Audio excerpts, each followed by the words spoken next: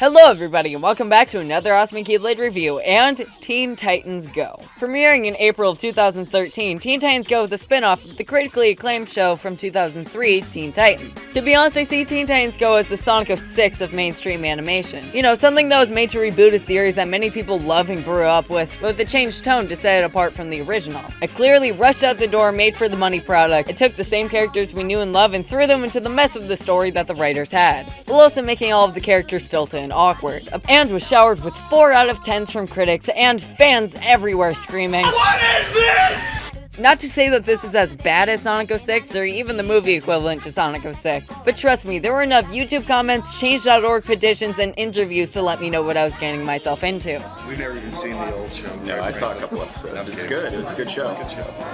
Great show. We liked it. But are the critics and viewers just nostalgia blind, or is this really going to turn out like Sonic 06? Let's find out with the Awesome Keyblades review of Teen Titans Go.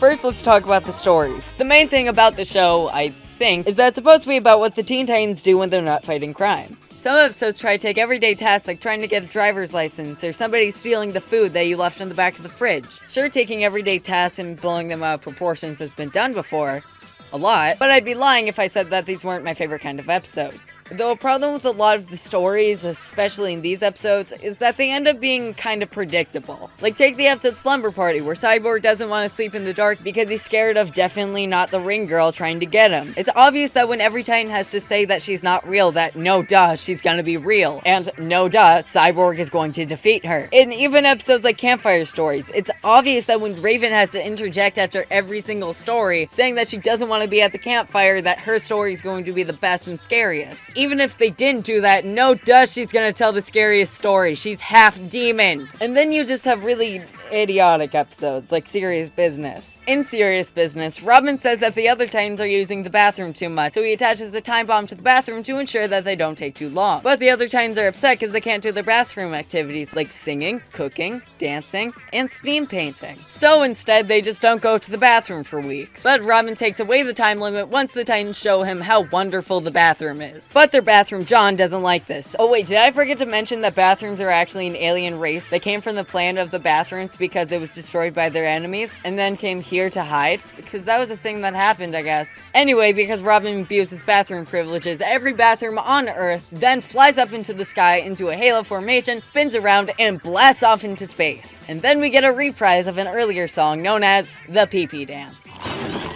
Hey pal, you just blowing from Stupid Town?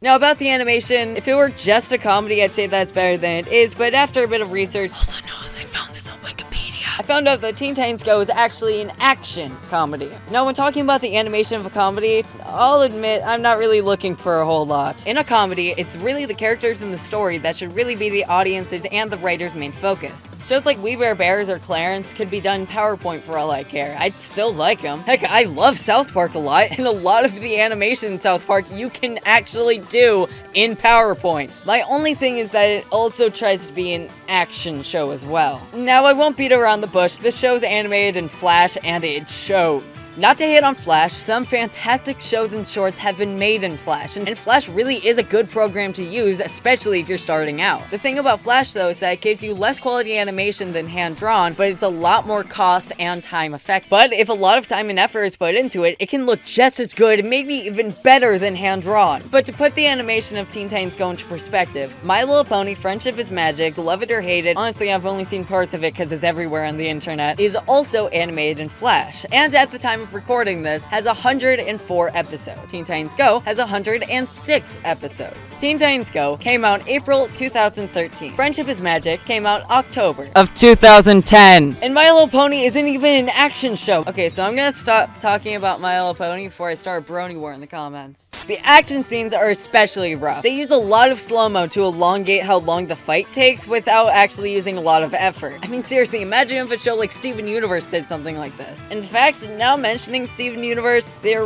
really isn't a comparison between the two. For right now, animation-wise. I mean, yes, one is done in Flash and one's hand-drawn, but still, they were done by the exact same studio, and Steven Universe came out later 2013. And taking everything I've said out of consideration, there is still stuff I can't overlook. Like the fact that they steal and straight up use a lot. Sometimes they use random pictures they find at Google Image. Sometimes they change styles. None of them fit, and sometimes on very special occasions, one of those styles will actually be the 2003 Teen Titans show. But it won't just be in the style, no. They take actual footage from the show and just redub it to make it wacky and Laurel in X-Day.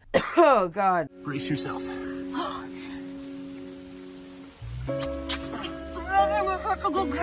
It's a gift. Oh man, that guy's cool.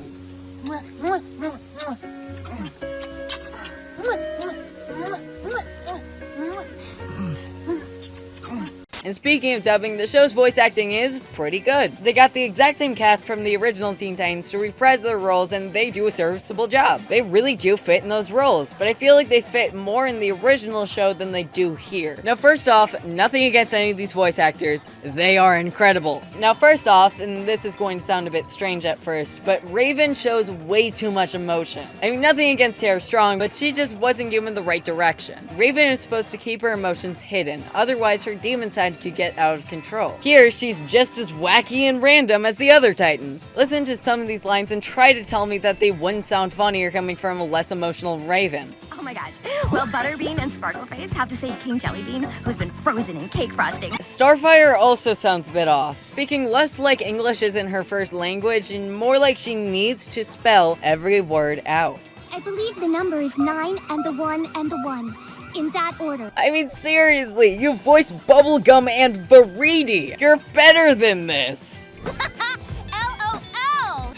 Cyborg can also have this problem, but he has a problem that all three of the male Titans have. They scream all of their lines. The only exception is Robin, who only yells 50% of the time instead of 97%. But the lines that he doesn't scream, he talks like this. Somebody give me direction, as I have no idea what I am doing. All of the voice actors are great and do fit their role. They just really weren't given the right direction. It's not the voice acting that gets me, it's the lines that they say. Before I talk about the writing, I feel like I should quote one of the producers about what he said in an interview with Comic Book Resources about his comedy theory. One thing that we both despise is borrowing comedy. I mean, you see it all the time. People taking comedy from other shows and putting it in theirs, passing it off as their own. Animation is the worst offender. I mean, that is called stealing. We just want to do something different, even if it seems like it's not thought out or seems like we're not trying. Our goal is to actually do something interesting. Occasionally, we do steal, subconsciously mostly. Accidental thievery. It's really easy to steal. We have to do like 104 episodes, so it's kinda easy to borrow from other sources. But we just rely on what makes us laugh, and try to do stupid stuff. I always say to everybody, our comedy theory is, be stupid. Don't try to do smart comedy. Don't try to do smart comedy. Also, by the way that the producer was speaking, you would think that they take one or two cliches for a few episodes, and they don't reference something multiple times an episode. Like the episode Missing, where the male Titans get a bunch of money and try to think of what to do with it. They spent almost a minute of the 11-minute episode doing a homage to DuckTales. Yeah, it's about as a homage as Little Panda Fighter. I was really talking about... I thought I was going crazy! Clarence also did this show, but it used it as a metaphor for the plot, and it took a third of the time that Teen Titans Go did. Steven Universe also did this joke, and they made it last 2 lines. How do you move in this stuff? Try and act like a rich duck. Speaking of Steven Universe, one of the things that I love about the show is that it's able to have characters that have easily recognizable character traits, but as the show goes on, the layers of that character are peeled back further and further, and you see more of their backstory and who they truly are. And the original Teen Titans also did this, devoting entire episodes and even art to the development of a character. And I'm not asking for permanent development. If they want a purely episodic show, then do just that.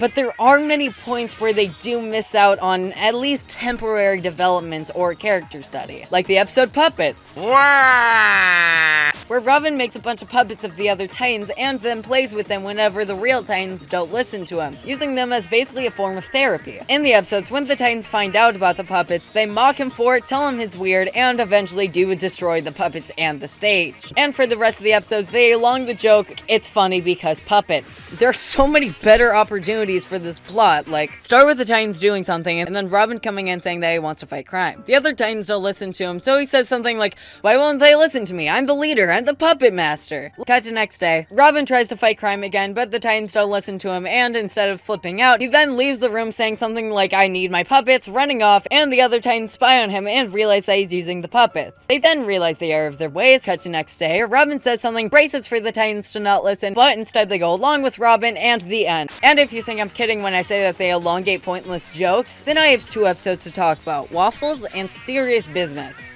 Again. Waffles, to quote Wikipedia, is about when Robin and the other Titans are annoyed because Beast Boy and Cyborg only say the word waffles. I guess the joke is supposed to be the word waffles is funny, but when you sing a musical number about it and say it literally 188 times in 11 minutes, the joke maybe wore itself a bit thin. Next is Serious Business, but I talked about this a few minutes ago and how its ending is a bucket of what the heck, but I found another interview about it.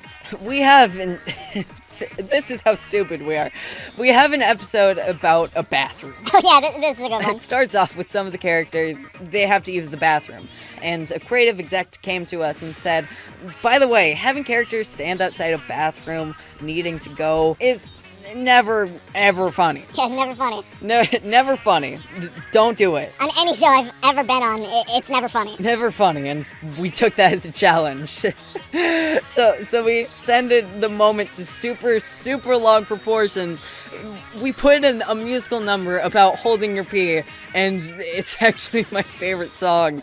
So look for the episode called, It's called Serious Business. Serious Business. Because that's what happens in the bathroom. Charming. But ultimately, there are 2 main things that I have to mention. What they did to the characters and the episode Return of Slade. The main thing that's wrong with these characters is that they're not themselves. Robin is a pure leader with a strong sense of justice and a determined demeanor. Teen Titans Go, Robin is a tyrant and control freak, needing everybody and everything to be the way that he wants, otherwise it's wrong. The original Starfire was the bubbly optimistic of the group, yet she would risk everything to save her friends. Teen Titans Go Starfire doesn't get Earth culture and says the word "the" a lot. That's it. Cyborg was somebody who felt alienated by the world because of a past incident, and constantly tried his hardest to fight beyond his pre-programmed limits. Beast Boy was more or less the comic relief of the group, but other characters would let him show that the Titans make him feel like he's part of a family. In Teen Titans Go, Cyborg and Beast Boy are literally the exact same character. They're both overly lazy party dudes who don't want to take responsibility for anything, let alone do anything. So really a discount Mordecai and Rigby. You know what? No, scratch that. They're a discount Sway Sway and Badooks. How do you even stoop lower than that? The one who got the worst, though, has to be Raven. In the original, she was emotionless, or at least she appeared like that. If she got too emotional, then her demon side would get the best of her, and she might end up accidentally hurting somebody in the process. And at the end of season 4, her dad Trigar tries to destroy the world, and wants Raven to assist him in it. But ultimately, Raven stands by her planet and her friends, and defeats Trigar. Her arcs is definitely one of the most fleshed out and interesting ones of the show. In Teen Titans Go, she's a straw man, or at least all of the other characters are her straw man. For those who don't know, a straw man is a character who only exists to be proven wrong on something. Every single episode where Raven's one of the main focuses, it is always a straw man plot. Finally, I'd like to mention the episode The Return of Slade. It begins with this, and then Robin says that Slade is attacking. Now, Slade is one of the absolute best parts of the original Teen Titans. So obviously, when it was advertised that Slade is coming to Teen Titans Go, the original show's fans and Go's fans were both pumped. Finally, Slade! Maybe this could actually be the episode of Teen Titans Go that's really good. So, what does Slade do? Why am I even needed right now? Why?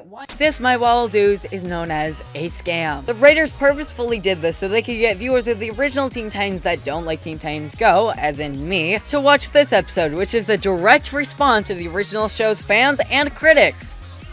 Oh joy! Note for anybody who wants to be a writer, don't do this. It makes you look incredibly petty and stupid when you do that. And even then, the episode fails as a response to critics, because they don't actually listen to what they're saying. The moral of the episode is that no kid show should ever take risks or be serious because, hey, it's just a kid show. When in actuality, it's the serious, smart, and risk-taking shows that are loved and remembered far past cancellation. It goes back to exactly what I said about One Course Meal. The medium of animation allows you to do and create anything you can possibly imagine. And instead of building upon the creativity of the stories that Teen Titans told, Teen Titans Go would much rather mock them. It honestly feels like the writers see the criticisms that people say and make all of the show's problems even worse just to spite some random guy's opinion. I'm not saying that the show has to be super serious. I'm saying that the show should at least know what serious means. Overall, I don't like the show very much. I don't know if you could tell. While it has a lot of interesting stories, the majority of them are idiotic, bland, and stupid. The animation is cheap and constantly borrows from other shows, including Google Image. But you could definitely do worse, especially for a Flash show. The acting is very squandered. You have such great voice actors who have given great performances as those exact characters, but they're not given the right direction for how the show is going.